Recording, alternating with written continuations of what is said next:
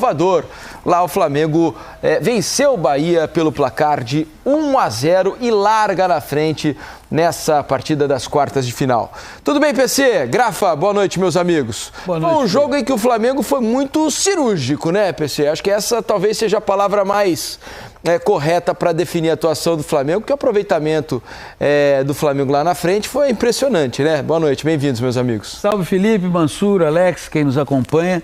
Na verdade, o jogo deixa uma mensagem muito interessante, porque se de um lado você teve um Flamengo que no segundo tempo criou apenas uma oportunidade, você teve do outro lado um Bahia que teve 3, 4 oportunidades, mas o jogo se define na precisão. O Flamengo tem uma jogada de início de segundo tempo em que o De La Cruz cobra o escanteio de forma muito precisa. O movimento do Bruno Henrique, aliado à impulsão, deixam o Gabriel Xavier e o Santi Arias completamente desnorteados, faz o gol. A partir desse instante, o Flamengo se posiciona mais no seu campo.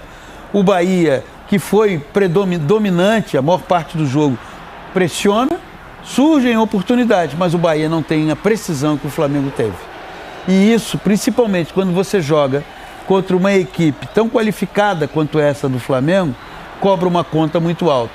Me lembrou um pouco o que aconteceu no jogo do Campeonato Brasileiro, no primeiro turno, em que o Flamengo não foi tão dominante assim, o Bahia criou oportunidades, empatou, mas no final levou o gol marcado pelo Davi Luiz. O confronto está em aberto? Está em aberto, mas a vantagem que o Flamengo obteve hoje, ela é muito considerável. É isso, Grafa. Apesar da vitória do Flamengo, né? Claro que o Flamengo agora se coloca em vantagem, vai jogar no Maracanã, cheio, com o apoio dos seus torcedores. Mas o Bahia já provou ao longo da temporada que não está morto, né? Que é um time que tem a bola, que consegue criar oportunidades. A ver qual será a postura no Maracanã, né, Grafa? Boa noite. É verdade. Boa noite, Felipe, Mansur, Alex, amigas e amigos do Troca.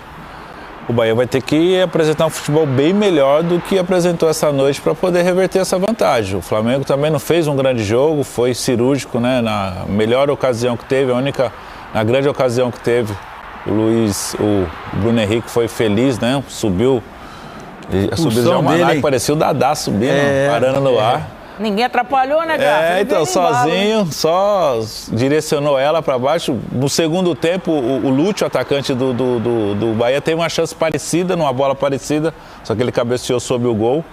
Mas o Bahia bem abaixo. No pré-jogo nós falávamos do jogo, da expectativa do jogo, que jogo de Copa é diferente do jogo do Campeonato Brasileiro. Por mais que as equipes tenham um estilo de jogo, de jogar para frente, de avançar, muitas pessoas me perguntam, o Bahia vai para cima do Flamengo? É mata-mata, é aquele discurso de vestiário, né, Alex? O jogo não termina hoje, tem 180 minutos, aquela coisa. E isso tira um pouco da característica das equipes. O Flamengo fez um jogo de preservação, né? Jogou ali, saiu nos contra-ataques, conseguiu o gol. Mas o Bahia muito abaixo, Cauli abaixo, Tassiano abaixo, Caio Alexandre abaixo. O Bahia cansou no final, né, Então, Grafa? quando esses jogadores, o jogo do Bahia não consegue se soltar, dificulta bastante. O Rogério fez as trocas no segundo tempo, o Depena entrou com o Ademir, teve uma melhora, teve um volume maior, mas o Bahia bem abaixo do que vem apresentando na temporada, vai ter que melhorar muito para o jogo da volta. E, Felipe, você vê uma coisa que faz diferença no jogo. O De La Cruz hoje foi muito discreto, bem discreto. Me pareceu que, além da questão física, tinha a questão emocional. Pela morte do Esquerdo, se conheceram na infância, ou seja, ele perdeu um amigo de infância, alguém que ele inclusive postou a foto. E isso pesa. A gente tem uma tendência a achar que o jogador de futebol não tem sentimento. Ele entra lá e tem que jogar.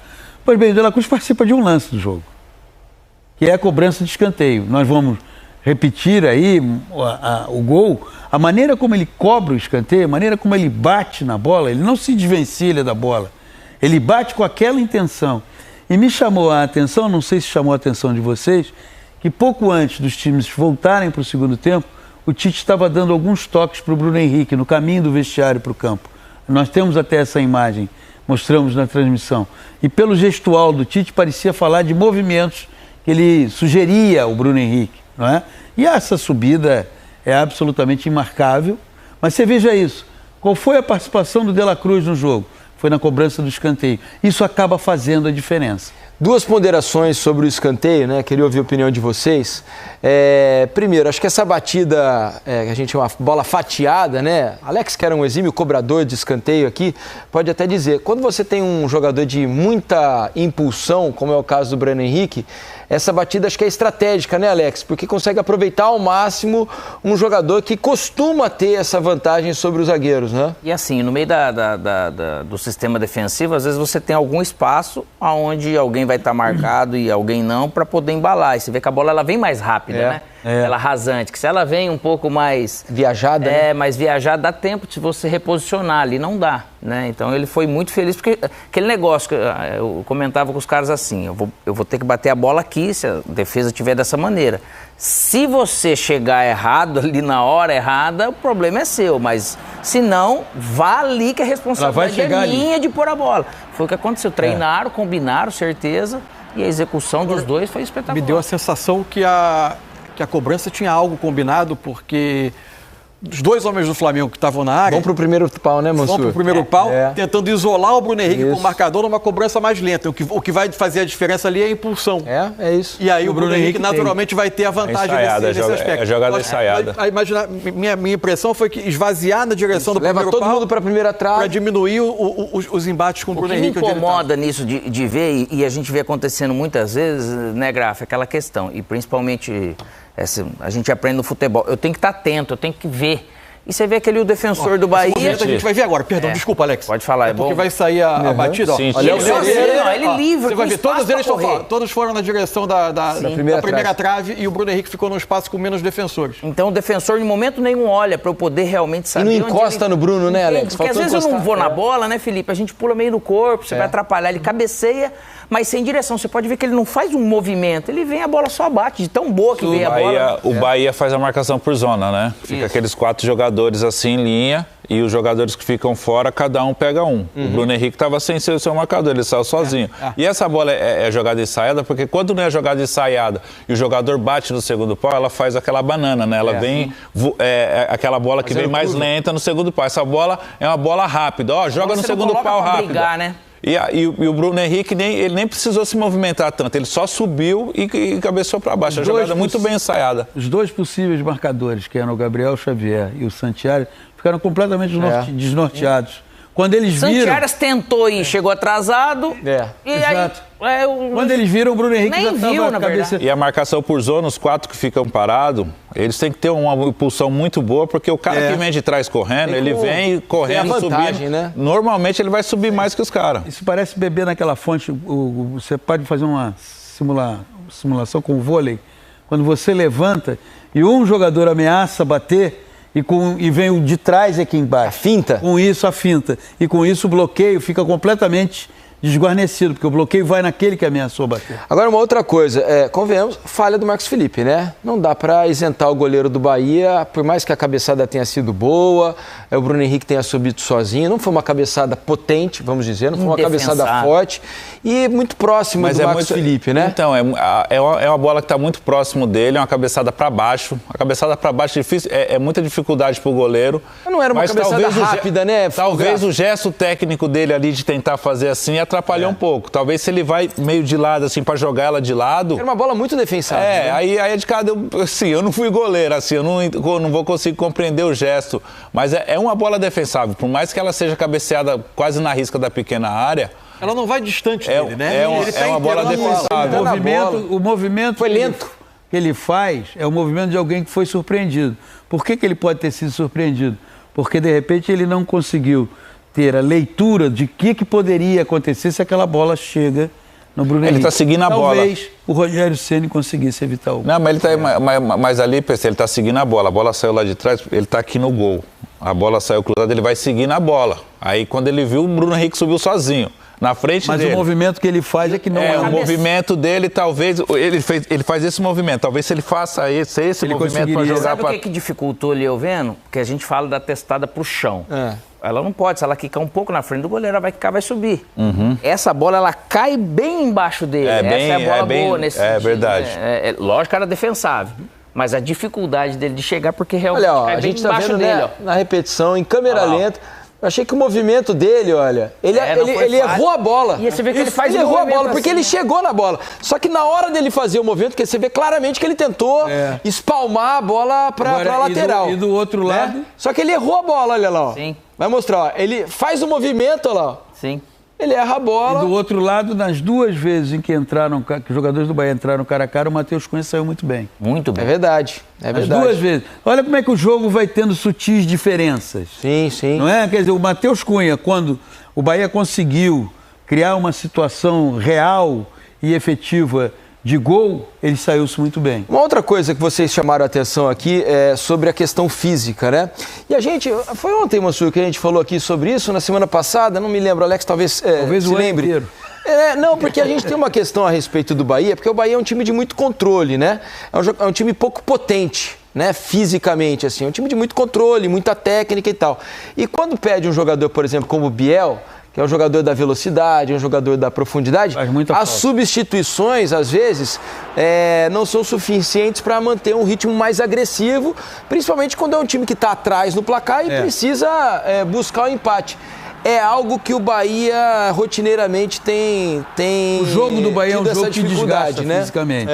E ele não tem como compensar os jogadores que se desgastam. Hoje houve um determinado instante em que o Rogério, numa tacada só, tirou o Caio Alexandre, o Everton Ribeiro e o Cauli, porque eles estavam exaustos. Não podemos esquecer, e aí foi uma opção do Bahia, que domingo o Bahia jogou contra o Botafogo 0-0, que foi um jogo que exigiu muito do ponto de vista físico.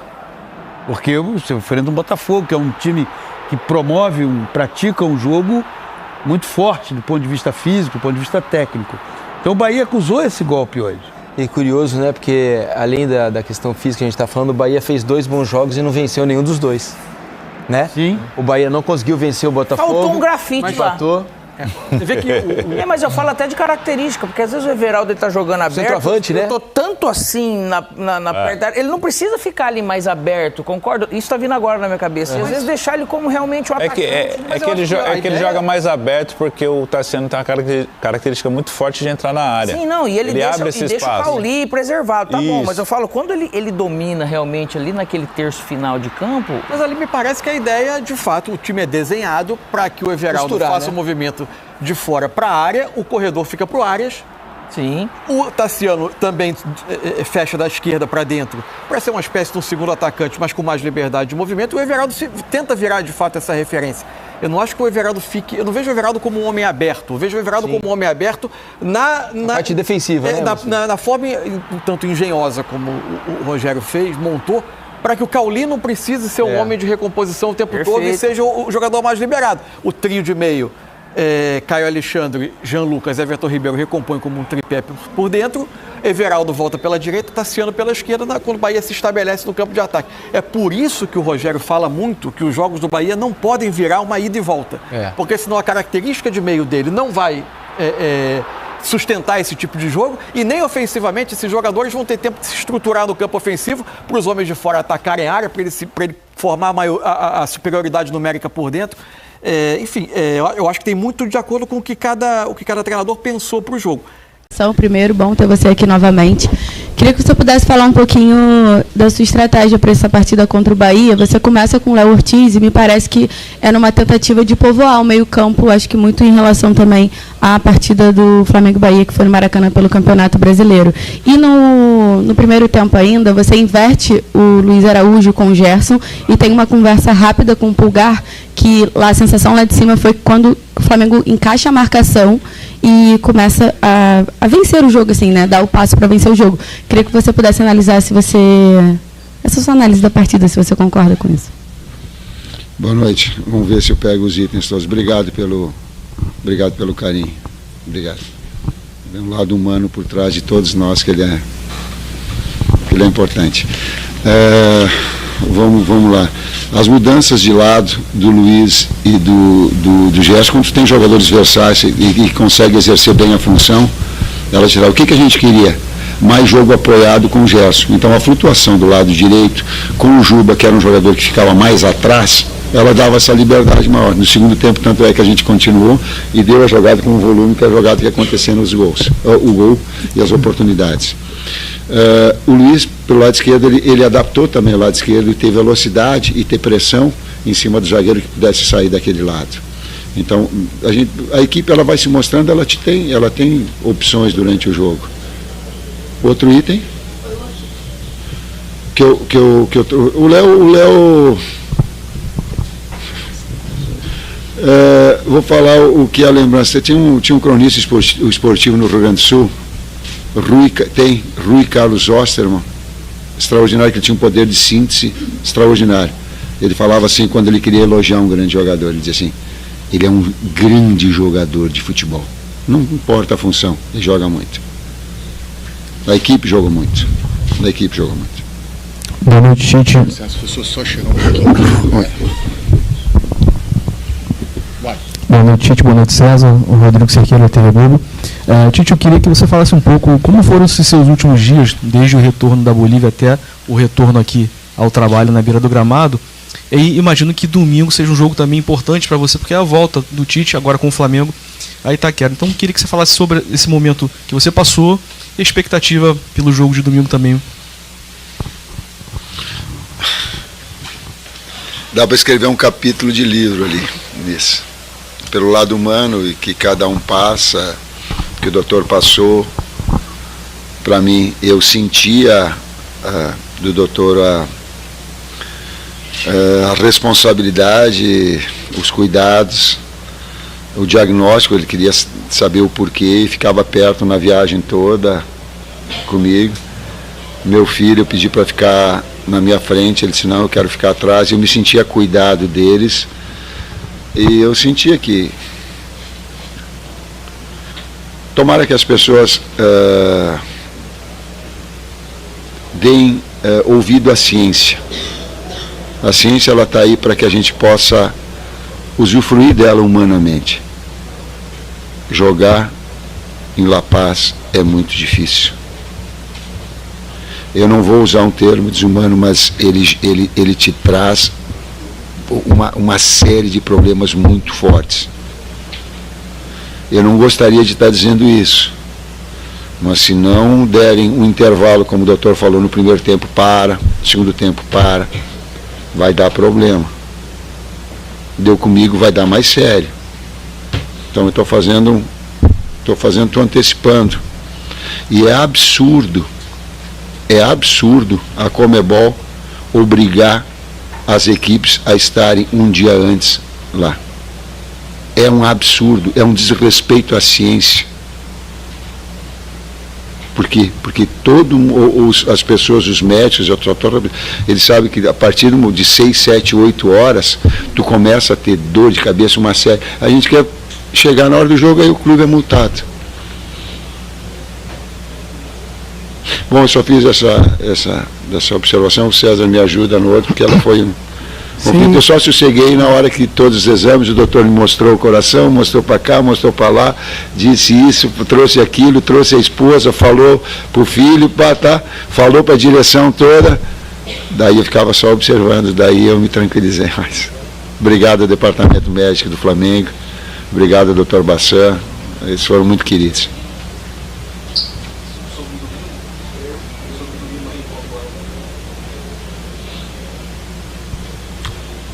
Só Bahia aí.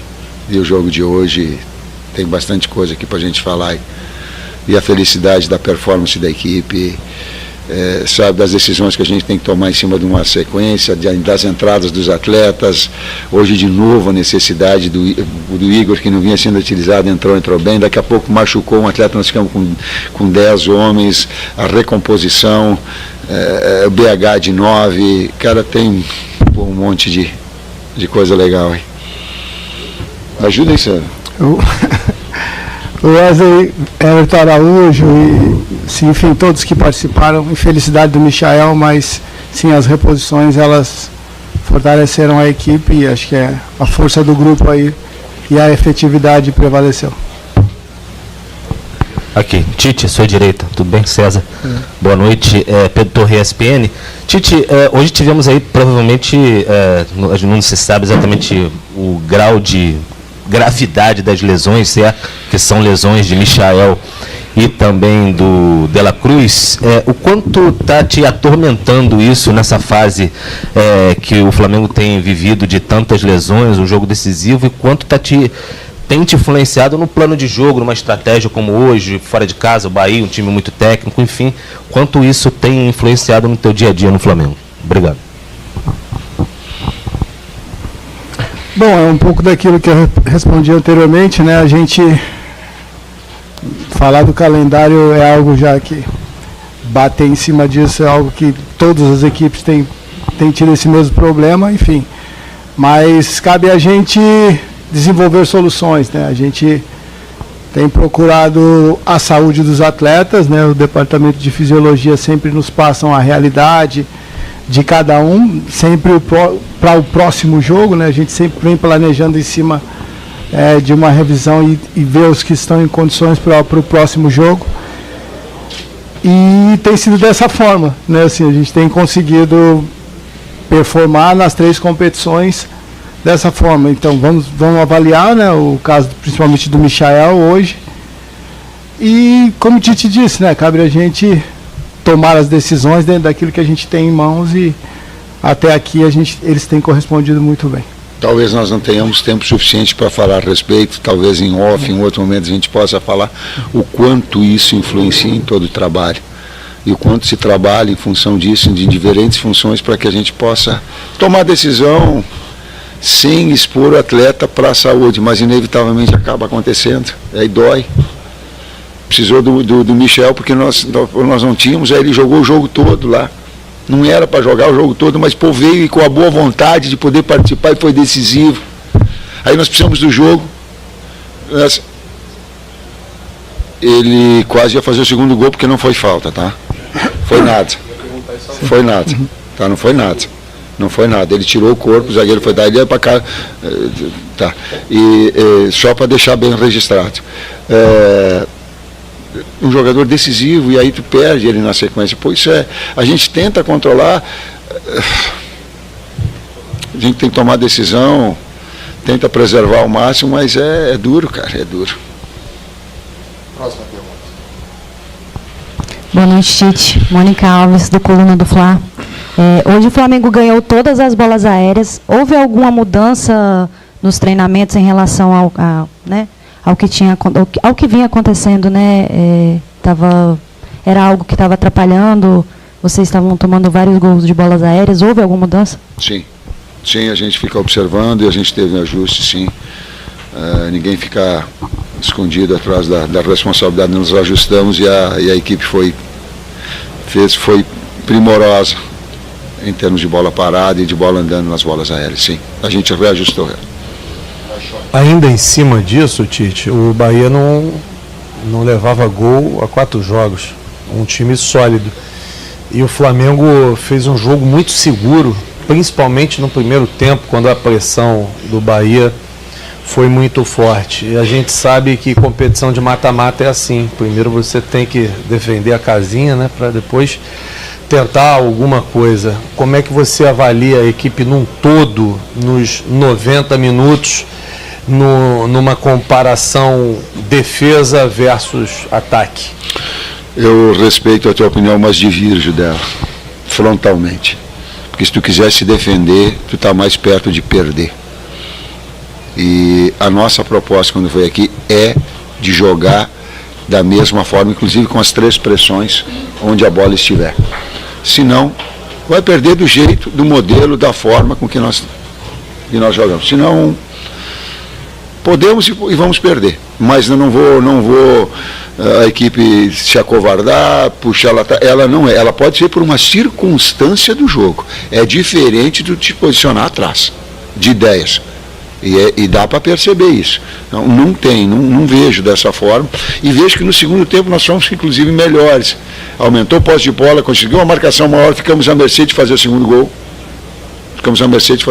Porque a exposição também é inevitável. A equipe que precisa do placar, ela começa a abrir e tirar espaços também.